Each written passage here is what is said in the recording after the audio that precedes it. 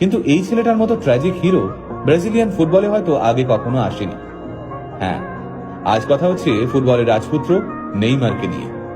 নিন্দুকেরা বলেন নেইমার নাকি খেলতে খেলতে ইচ্ছে করে পড়ে যান, চোট পাওয়ার অভিনয় করেন। কিন্তু তারা হয়তো এটা জানেন না, নেইমার ফুটবল ইতিহাসের একমাত্র খেলোয়াড় যাকে 1000-এরও বেশি সময় ফাউল করা হয়েছে।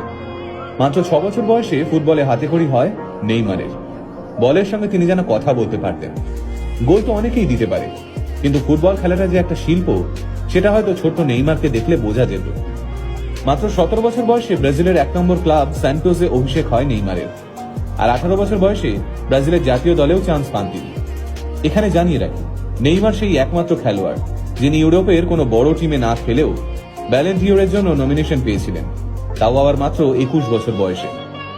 নেইমারের যখন 18 বছর বয়স, তখন থেকেই তাকে নিজের দলে নেওয়ার জন্য ব্রাজিলের মাঠে হতে দিয়ে পড়ে থাকত বার্সেলোনা, রিয়াল মাদ্রিদের মতো সব বড় বড় টিম। অবশেষে 2013 সালে বার্সেলোনায় খেলার সিদ্ধান্ত নেন নেইমার। বার্সেলোনায় থাকাকালীন স্বপ্নের ফর্মে ছিলেন নেইমার।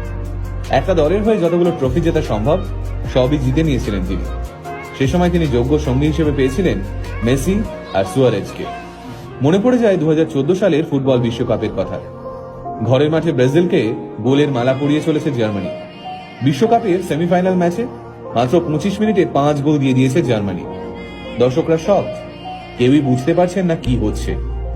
ম্যাচ শেষ হতে দেখা গেল জার্মানি 7, ব্রাজিল 1। সেদিন নিজের দলের এই শোচনীয় অবস্থা দেখে কাঁদতে কাঁদতে টিভি বন্ধ করে দিয়েছিলেন নেইমার। সেদিন নেইমারের ইচ্ছে করছিল তখনই মাঠে নেমে দলের সম্মান বাঁচাতে।